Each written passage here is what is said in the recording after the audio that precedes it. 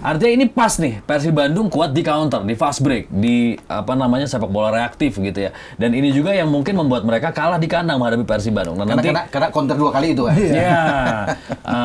Di GBLA nanti akan seperti apa? Gue rasa kalau perkiraan gue ya, kalau melihat dari berkaca yang memang biasa dimainkan Persib akan mencoba untuk tampil lebih dominan di pertandingan ini. Nah, ini yang menjadi bahaya sebenarnya buat Persib. Cuma kalau itu kan 16 besar. Kita melangkah masuk ke 8 besar. Itu yang Gamba Osaka. Akan bertarung dengan Pohang dulu kan. Gamba akan keluar. Nah, itu pertaruhannya di situ. Kalau kita bisa lewat Gamba Osaka, top.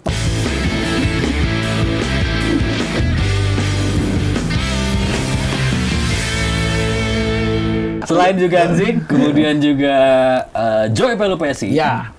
Yang kayaknya tinggal Sirus Margono siapa tahu di posisi penjaga gawang karena kan Adam keluar toh?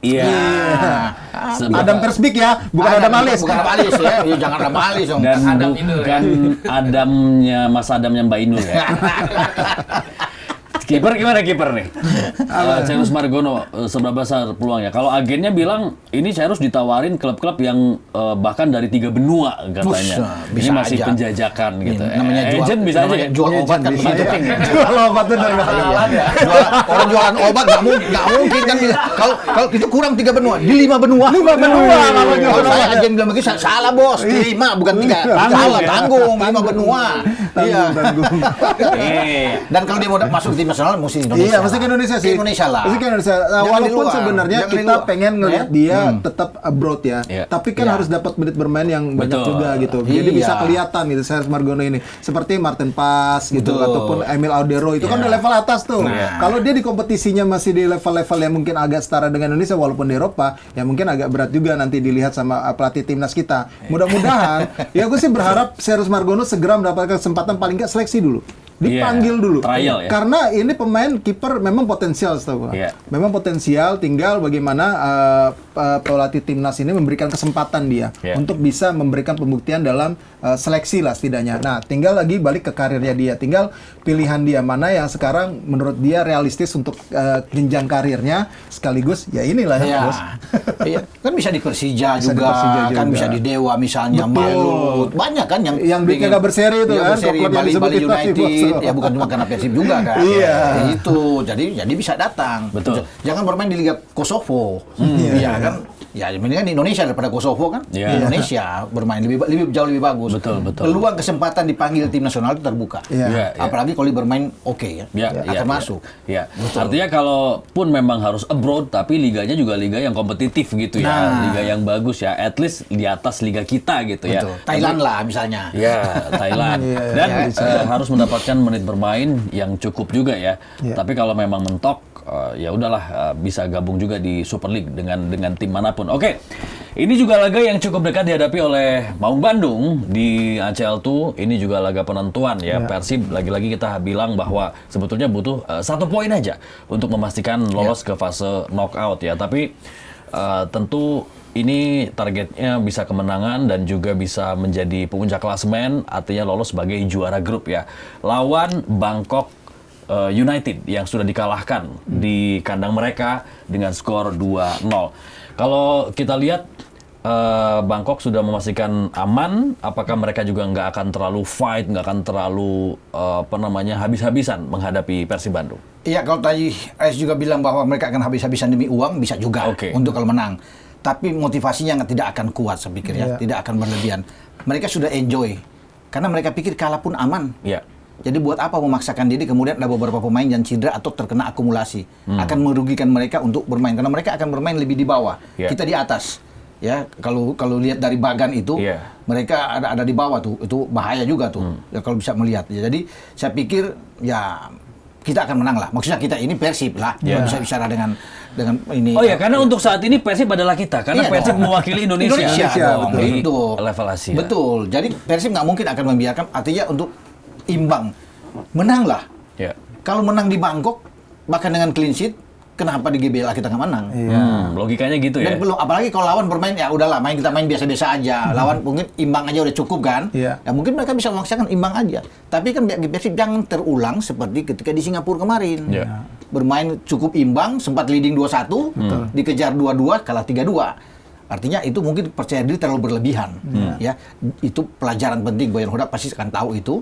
Dan ketika menjamu Bangkok United, saya rasa dengan dukungan yang sangat kuat, kembali kita akan atau Persib akan bisa memenangkan pertandingan. Apalagi kan cuma cari imbang. Gitu. Oke. Ini kalau kita lihat statistiknya dari Bangkok sendiri dari total ada nih.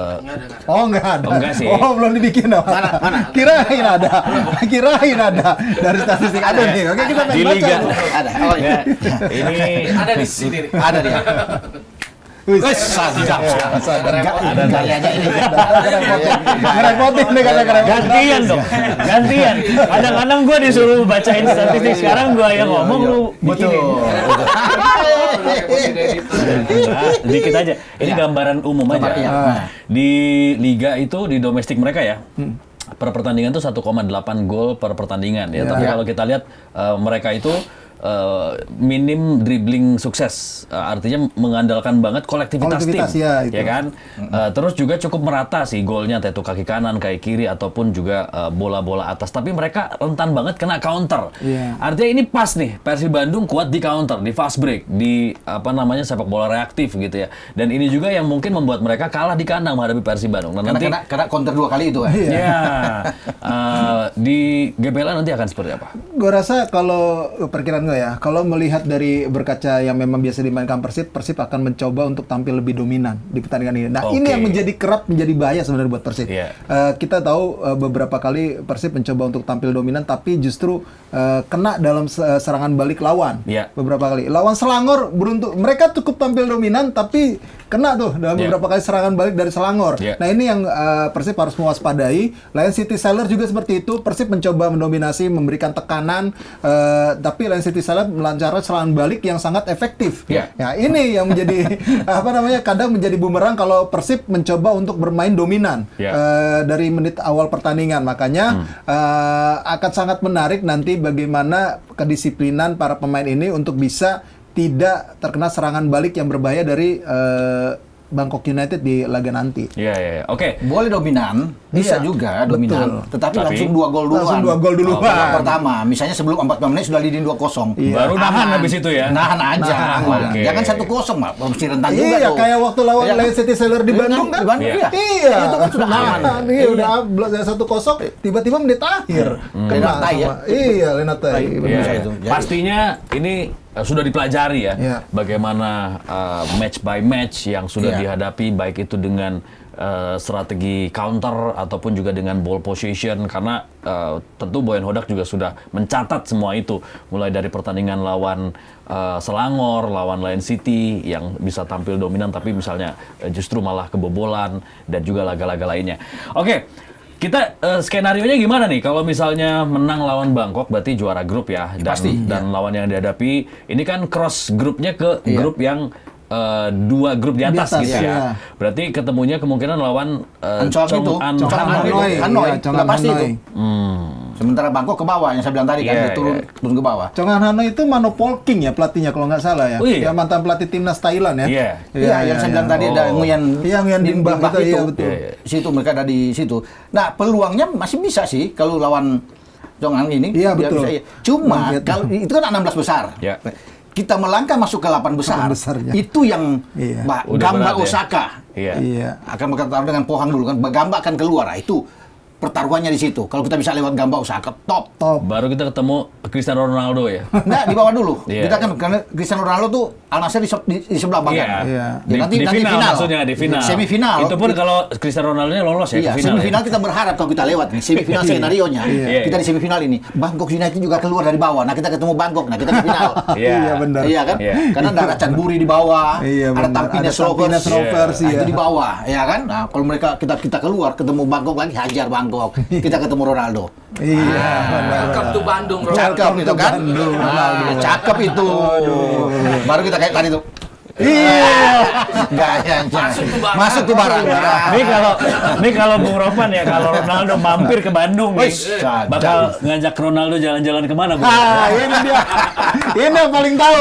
Ini yang paling tahu. Kita ajak dia ke Braga aja. Ke Braga dong. Ke Braga ngopi di situ aja. Nggak ke Paris Van Java. Begitu ya? Braga aja lah. Braga ya. Di situ sepanjang jalan ya. Sepanjang jalan kita.